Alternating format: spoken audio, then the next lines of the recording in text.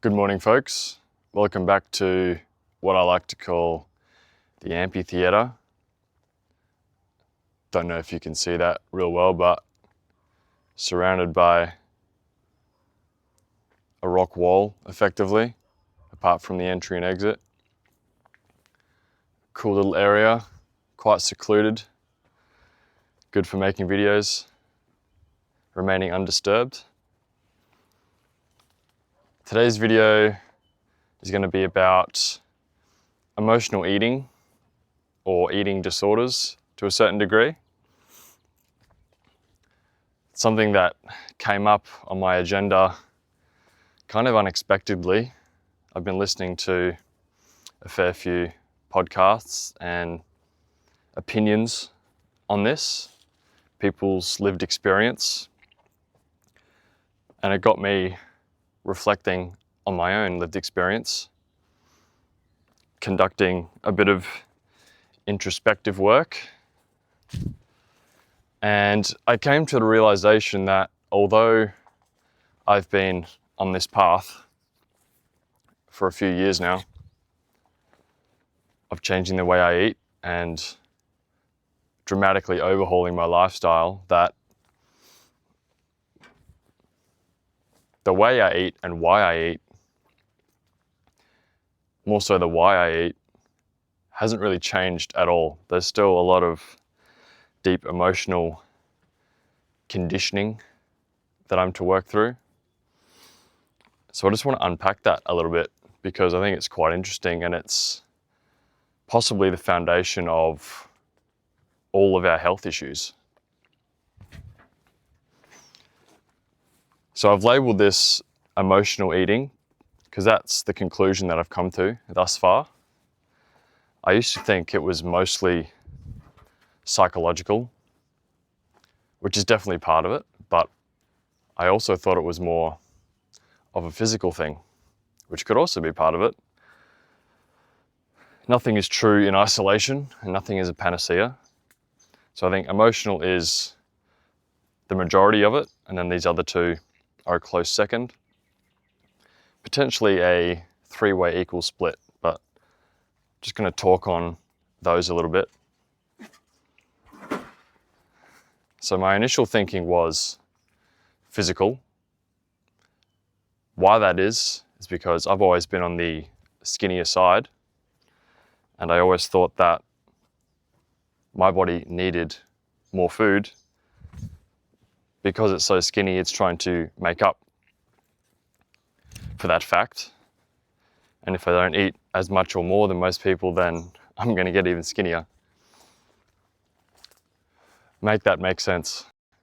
There is some truth to that, in that the thyroid is responsible for a lot of our metabolic function, our metabolism, so to speak, which from my research doesn't actually fluctuate that much between individuals. A lot of our metabolism is pretty much the same, depending on your level of thyroid function. The difference comes in activity level, mainly. So of course, athletes seemingly have a faster metabolism, but it's because they exercise more intensely and a lot more than most people. The same is true on the flip side. Sedentary people who work office jobs and just go straight home to watch Netflix at night on the couch have a slow metabolism because they don't do much to elevate that level of metabolism. So based on this information, that was the way that I thought about weight gain and weight loss solely before I started making the changes in my diet and in my lifestyle that I've highlighted in previous videos. Now I know that it's more of a absorption and utilization problem. This can be picked up in the eyes in iridology if you have a brown ring directly around your pupil. That's a malabsorption problem. So instead of cramming in more food to the point of extreme uncomfort, like I did for a time and still struggle with occasionally, hence the filming of this video, it's not going to work. It's not sustainable.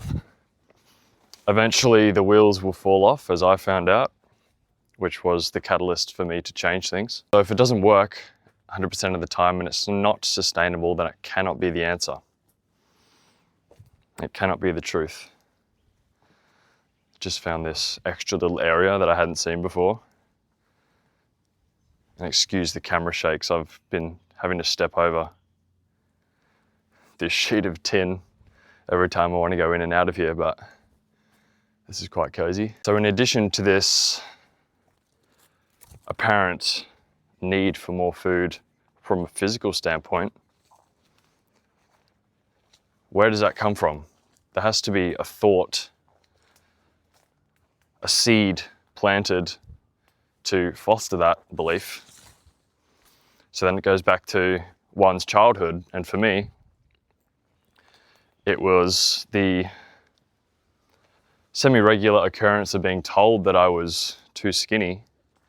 And a lot of that, especially for young boys, even young guys, is when that comes from girls or young women that you're potentially attracted to, and you haven't got the skills to detach from what they think, remove their opinion from your self-worth, then that really eats away at you, and you think that there's something wrong with you or that you're not enough. That's why a lot of guys start working out and going to the gym. I know that was the truth for me.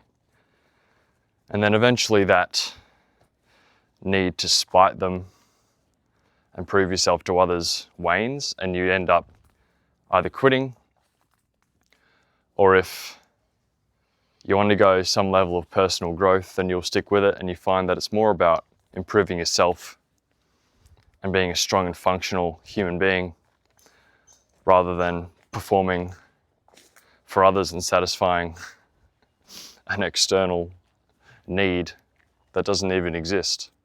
You're trying to satisfy people that don't even know that you're trying to satisfy them. I hope that makes sense. It was awkwardly explained. That's the best I can do. So if you tie these two together, the physical and the psychological, it really all just comes together, coalesces into an emotional need. And in my experience, once again, unless you're able to sit in this emotional discomfort when you feel hungry or you feel ravenous for whatever reason, if you've eaten within several days of human food, the right food, fruits and soft leafy greens, I don't think there should be a need for food, not a ravenous hunger feeling anyway, like a pain in the stomach, which isn't hunger. I've explained that before, but if you just sit in that for a while, even 5 minutes, question it, practice some breathing exercises, you'll find that it'll quickly dissipate, and that it's actually the mind that's feeding into that. And if you keep reinforcing it by shoving food in your mouth, then that's never going to go away. This is the point specifically I wanted to allow to affect this video or influence this video by listening to other people who are on a similar journey to me and explain a very similar phenomenon, where they say they go through a detox and then someone plants a seed, they tell them something that they know deep down isn't true, but for whatever reason, there's an unconscious emotional issue inside of them somewhere. And that idea or phrase is allowed to fester, and then all these cravings for foods that they've been told they need arise, which they don't, but they feel like they do because that's how powerful the mind is. And this is where things can either go drastically wrong, or you can have and experience a huge amount of self-growth. Or if you can just sit in it and be conscious of it, that's the only way you're going to change this. It's being conscious of it. you can watch what happens and then watch what comes out of you after this. A lot of times, the day after, even the same day, you'll have a bowel movement or an elimination of some sort, and you'll see that something comes out of you that definitely doesn't look human. It often smells like death and decay. It's fermentive, it's putrefactive. And the thoughts and the emotions and feelings that you were feeling seemingly leave your body with that mass. Pretty cool. There's so much more to health in the human body and its connection to the mind that I think goes misunderstood. I'm not sure we're ever supposed to understand it fully, but for some of us, that's the path that we've chosen. So it's a work in progress, just like most things. I don't claim to know everything, nor do most people who are genuinely on this path to self-discovery. I'm merely stating my opinion, taking influence from people I know who are doing a similar thing and I respect, and mingling it with my own experience and trying to figure this whole thing out. So, of course, I reserve the right to change my opinion, and that'll be based on my own anecdotal evidence. So I guess to wrap this up, to focus more on myself and what I'm going to do about this,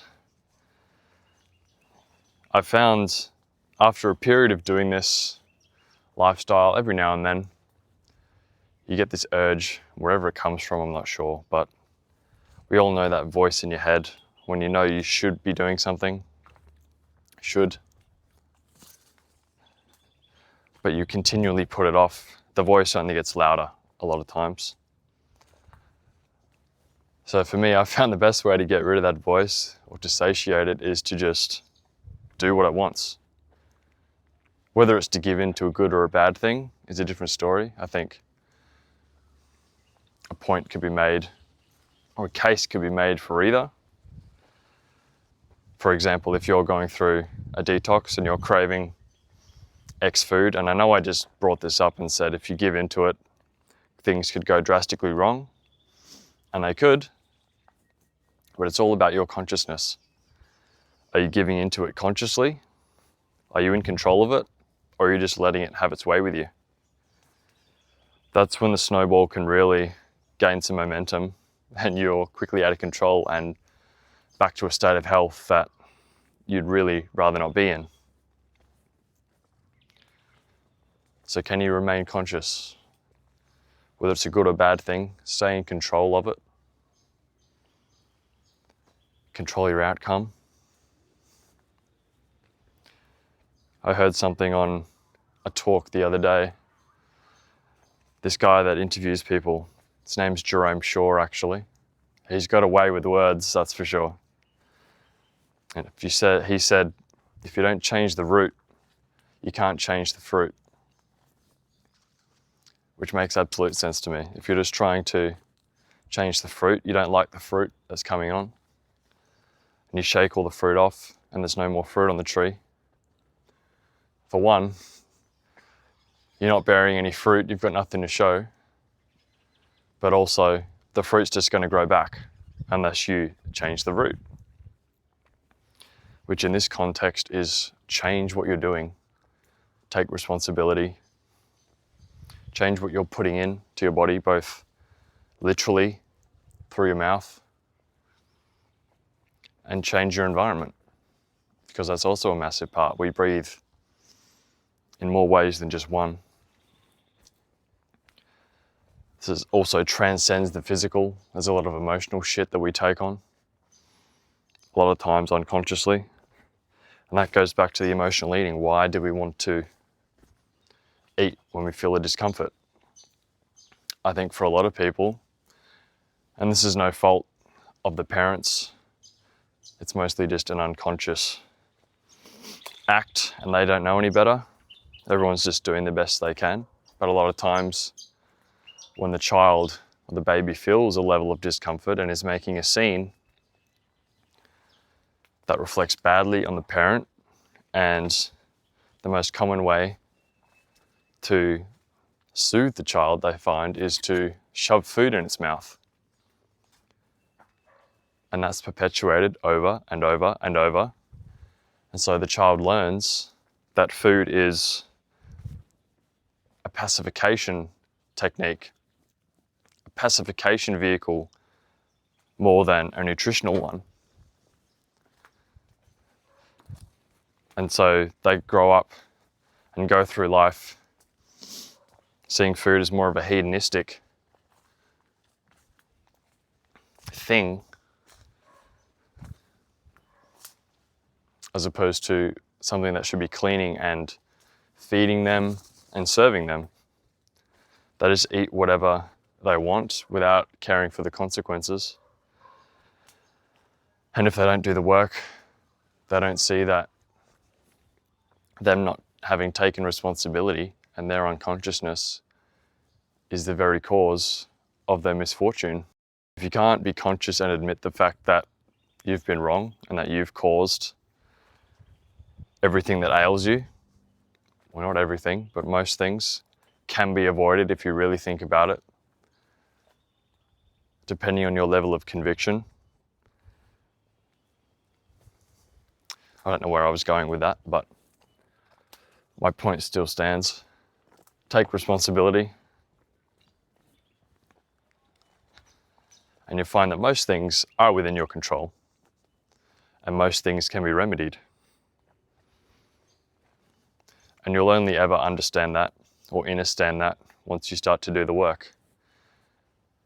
I'm not exactly sure where it comes from, but the seed either starts growing for you or it doesn't.